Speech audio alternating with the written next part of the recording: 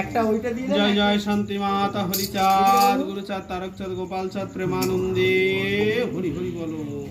মাতা পিতা ঠাকুরের ভক্তবৃন্দ প্রেমানন্দে হরি হরি বলো। শ্রী শ্রী হরি লীলামৃত ভাগবত প্রতি প্রেমানন্দে হরি বল।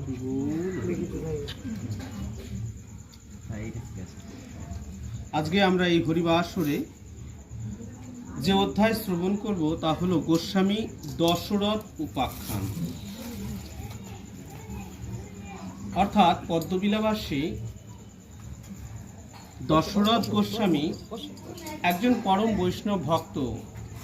তিনি কেমন করে শ্রীহরির কৃপা প্রাপ্ত হয়ে একজন পরম মতুয়া হয়ে গেলেন, আজকে আমরা সেই অধ্যায় শ্রবণ করব।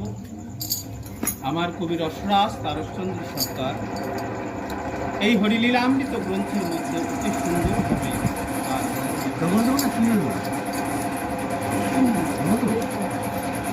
দশরথ নামে সাধু পদ্মবিলাবাসী, তত্ত্বজ্ঞানী হরির নামে মত্ত অহর্নিশি, সত্যবাদী জিতেন্দ্রীয় পুরুষ রতন, পরে একাদশী ব্রত তুলসী তিন সন্ধ্যা মালা জপ তুলসী ধারণ, হরি নাম ছাপায় অঙ্গে অতি সুশোভন, নিত্য নিত্য প্রাতকৃত্য স্নানাদি তর্পণ, গুরু পূজা কৃষ্ণ পূজা নৈবেদ্য অর্পণ, পক্ষে পক্ষে একাদশী শ্রী হরিবাস, তব পাঠ নাম পাঠ নাহি অবসর, চৈতন্য চরিতামৃত পঠে ভাগবত, সাধু সেবা মহোৎসবে করে অবিরত, দিবাহারি এক সন্ধ্যা নাহি দিবজন,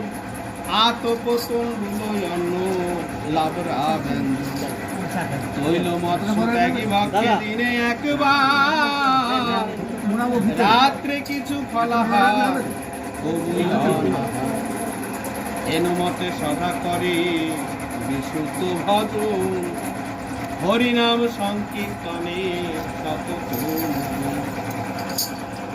অর্থাৎ এই যে দশরথ গোস্বামী, তিনি যে একদিন পরম বৈষ্ণব ভক্ত, তিন বেলা স্নান না করে ঠাকুরকে ভোগ রাগ না দিয়ে তিনি কখনো কিছু সেবা করেন, এবং তিনি তৈল সেবা করেন না, মৎস্য সেবা করেন না, তিনি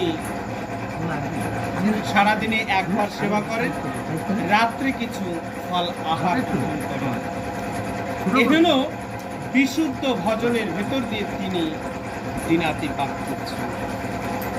আর কি না বলছে, হেন মতে সদা করে বিশুদ্ধ ভজন, হরি নাম সংকীর্তনে সতত মগন, দৈবে ব্যাধিযুক্ত হলো কার্তিক মাসেতে, জ্বর হয়ে ভুগিলেন কতদিন হতে, পালা জ্বর হলো তার 2 মাস পর, একদিন হয় জ্বর একদিন অন্তর, মাঘ মাসে এইভাবে গেল গোস্বামী, জ্বরের জ্বালায় আর নাহি পান স্থির, ফাল্গুন মাসেতে জ্বর বাড়িল অধিক, চৈত্র মাসে শেষে জ্বর হইল ত্রাহিক, আর পাচক বটি কত খাইতেছে, ক্রমশ জ্বরের বৃদ্ধি দুর্বল হইতেছে, ভালো বৈদ্য চিকিৎসক কতই আসিল, বাছিয়া বাছিয়া কত খাইল, তবু রোগ শান্তি নাই হইল কাতর, শক্তি নাই যষ্টি মাত্র চলিতে দোসর, প্রচলিত হইয়াছে হরি বোলামর, কত লোক ওরা কান্দি করে যাতায়াত, এ হাসনে দশরথ তবু নাহি যায়, কে জানে কে ওরা কান্দি না হয় প্রত্যয়, যারা যায় তারা কয় হরি আবির্ভূত, শ্রীকান্ত হয়েছে বে যশবন্ত সুত, হরি বল গেলে মাত্র রক্ষারে করিলে প্রণতি, কিংবা প্রভু আজ্ঞা দিলে হয় রোগ মুক্তি, মুখে মুখের কথায় মাত্র রোগের আরোগ্য, বৈরাগ্যকে হবা পায় যদি থাকে ভাগ্য। কেউ কথা বলবো না, চুপচাপ বসে শোনো কি বলি। শুনে দশরথ কয় বিশ্বাস না হয়, কোন হরি ওরা কান্দি হইল প্রত্যয়। উদয় না দেখিলে চক্ষু কর্ণ বিবাদ না ঘুচে, অবশ্য যাইব দেখিবারে ইচ্ছায় আছে। এই ভাবছে ওরা কান্দি ভক্ত কিংবা হরি, হেরিব মহাপুরুষে যদি যেতে পারি। দশরথ চিন্তা করছেন যে সবাই তো বলছে ওরাকান্দিতে ভগবান এসেছে পুনরায়, হ্যাঁ, গৌরলীলার পরে ওরাকান্দি। তা যদি সাক্ষাৎ চক্ষু এই দু চোখ দিয়ে দর্শন করতে পারি, সে কেমন ভগবান তা গেলে পরে দেখতে পাবো। কল্ল প্রাতে দর্শন করিব ঠাকুর, অদ্য জ্ঞানী শীতে থাকিব লক্ষ্মীপুর। বুদ্ধিমন্ত বুদ্ধিমন্ত ইহাই আমি জানি, হরি ভক্ত জ্ঞানী চূড়ামণি চূড়ামণি। শুনিয়াছি তারা যায় ঠাকুরের বাড়ি, তারা যদি বলে তবে মানিবারে পারি। তা এই যে বুদ্ধিমন্তের সঙ্গে দশরথের আলাপ আছে, পরিচয় আছে। তা তারা তো সেটা মোড়াকান্দিতে যায়, ঠাকুরকে তারা দেখে, ঠাকুর সম্বন্ধে তাদের ভালো জানা আছে। তো আজকে গিয়ে সেখানে থাকবো, রাত্রেটা কাটিয়ে সকালবেলায় ওরাকান্দির উদ্দেশ্যে রওনা হবে। তা রাত্রে থাকা অবস্থায় তার মুখ থেকে শুনতে পাবো সে ঠাকুর কেমন ঠাকুর, তারাই হয়তো ভালো বলতে পারে। তাই বললেন, শুনিয়াছি তারা যায় ঠাকুরের বাড়ি, তারা যদি বলে তবে মানিবারে পারি। আদি অন্ত বৃত্তান্ত শুনিব সেই স্থানে, কেমন ঠাকুর তিনি তারাও এত বলি যান চলি লক্ষ্মীপুর গ্রামে, রহিলেন গিয়া বুদ্ধিমন্তের হয়ে আশ্রমে। সেই লক্ষ্মীপুর গ্রামে বুদ্ধিমন্তের আশ্রমে গিয়ে থাকলেন। ঠাকুরের কথা তথা সকল শুনিল, শুনিয়ায় অন্তরে বড় ভক্তি জন্মিল। হরি বল হরি বল। রাতে উঠি চলিলেন ওরাকান্দি ধাম, জ্যোষ্ঠী হাতে কষ্টেতে গমন ধীরে ধীরে চলে বল বীর্যহীন। চলে যায় মনে হয় পালা সেই দিন, জ্বর আসিবার ভয়ে হরি হরি বলে, হরি চাঁদ ভুলে ডাকে হরি হরি বলি উত্তরিল ওরাকান্দি। বস্ত্র গলে চক্ষু জলে দাঁড়াইল কান্দি। হরি বল হরি বল। এই হরি বল বলতে বলতে ঠাকুরকে স্মরণ করতে করতে যখন ঠাকুরের সামনে গিয়ে গলায় বস্ত্র দিয়ে দুই চোখের জলে ঠাকুরের সম্মুখে যখন দাঁড়ালেন, তখন ঠাকুর কি বললেন শোনো। দশরথ বলে আমি, ঠাকুর বলেন বাছা কি নাম তোমার? দশরথ বলে আমি পর দুরাচার, নাম মোর দশরথ পদ্মবিলাবাস। প্রভু বলে তুই তো দশরথ বিশ্বাস, তুই তো বিশ্বাস আমি বড়ই অবিশ্বাস। তন্ত্র মন্ত্রে শৌচাচারে না হয় বিশ্বাস। দশরথকে বলছে, দশরথ তুমি তো বিশ্বাস, আমি বড় অবিশ্বাস। তা তুমি এই ওরাকান্দিতে কেন এসেছো? নামটা পর্যন্ত ঠাকুর বলে দিলেন যে তুমি তো পদ্মবিলাবাসী দশরথ বিশ্বাস তোমার নাম, হ্যাঁ, কিন্তু আমার প্রতি যে তোমার বড় অবিশ্বাস, এ কথা ঠাকুর বলে দিলেন। আর কি বললেন? কেন ভাই আসিলি বাছাই আমারও নিকটে, তুই শুদ্ধাচারী মোর শৌচ নাই মোটে। 3 বেলা সন্ধ্যা করো আরো স্নানানি, স্নান পূজা সন্ধান নিপুণ নাই।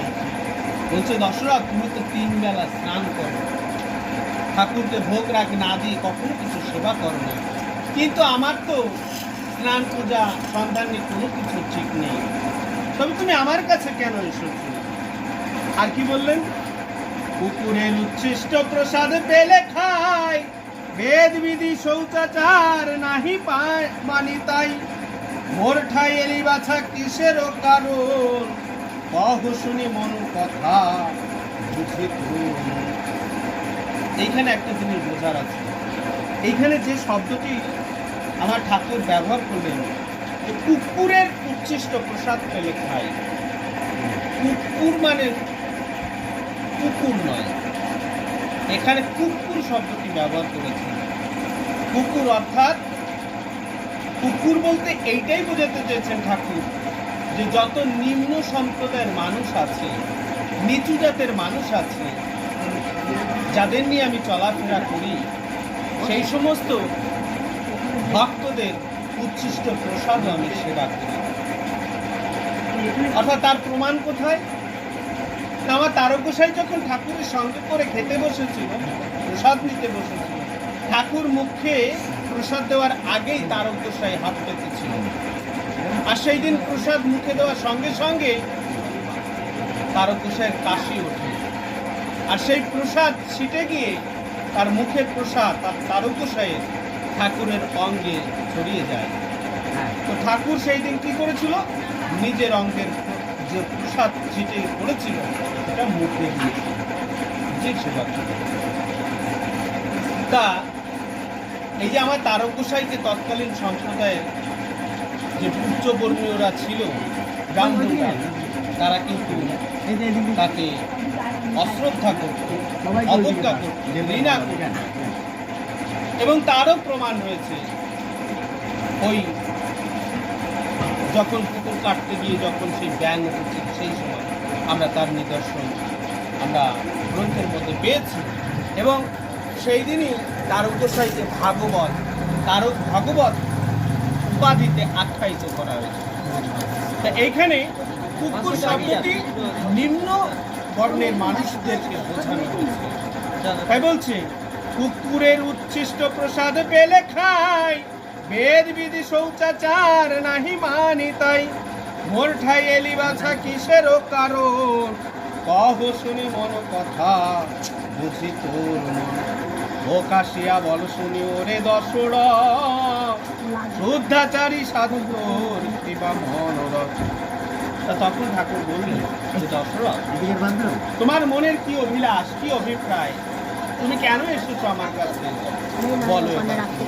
ঠাকুর তো অন্তর্যামী ভগবান, তিনি সবই জানেন, তথাপি জেনেও আবার জিজ্ঞাসা করছেন ভক্তের মুখ থেকে শ্রবণ করবার জন্য। নদিয়ায় কি জানি কি ওড়া কান্দি না হয় প্রতাই, কোথাকার হরি এলো ওড়া কান্দি গায়।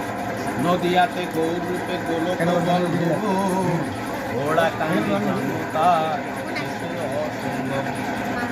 নদিয়াতে গৌর রূপে গোলক বল্লভ রূপে যদি আমি আসতে পারি, তাহলে এই ওড়াকান্দিতে হরি হয়ে অবতীর্ণ হয়েছে, এটি অবিশ্বাসের যে আছে। আর কি মিন হইনু কুর্ম হইনু বরাহ নৃসিংহ, তা হতে কিহীন হইনু লয়ে নর দেহ। বলছে, ও দশরথ, আমি যে পূর্বে মিন অর্থাৎ মাছ হয়েছি, কুর্ম অর্থাৎ কচ্ছপ হয়েছি, বরাহ অর্থাৎ শূকর হয়েছি, নৃসিংহ রূপ ধারণ করেছি, আর এবারে এই ওড়াকান্দিতে যে হরি রূপে এই নরদেহ ধারণ করে এসেছি, তাহলে সেবারে যে পশুরূপে পূর্বে পশুরূপে লীলা করেছি, জগতের ভার গ্রহণ করেছি, আর আজকে ওড়াকান্দিতে এই নরদেহ ধারণ করে এসেছি, এটা কি বড় অপরাধ হয়ে গেছে? এই কথা বললেন। মাতাকে করার দিন নদিয়া ভুবনে, করিব মা শেষ লীলা ওই সান্ন কোণে। আবার কি বললেন? যে আমি তো মাতাকে কথা দিয়েছিলাম নদিয়া ভুবনে আমার মাতা সচিরানী দেবীকে সন্ন্যাস নেবার সময়, যে আমি আবার ওই সন্ন্যকোণে অবতীর্ণ হব, গারস্থ প্রশস্ত ধর্মলীলা জগৎজীবকে নিজে করে দেখাবো, এবং সে সময় যে মাতৃসেবা থেকে বঞ্চিত হয়েছিলাম, আজ সেটা পরিপূর্ণতা দেবার জন্য আমার এই শ্রীধাম ওড়াকান্দিতে আগমন। তাই বললেন, মাতাকে করার দিন নদিয়া ভুবনে, করিব মা শেষ লীলা ওই সান্ন কোণে। এই সেই লীলা, এই সেই অবতার, ইহার উপরে পূর্ণ লীলা নাই আর। হরি বল, হরি বল। জয় জয় শান্তি হরি প্রেমানন্দ।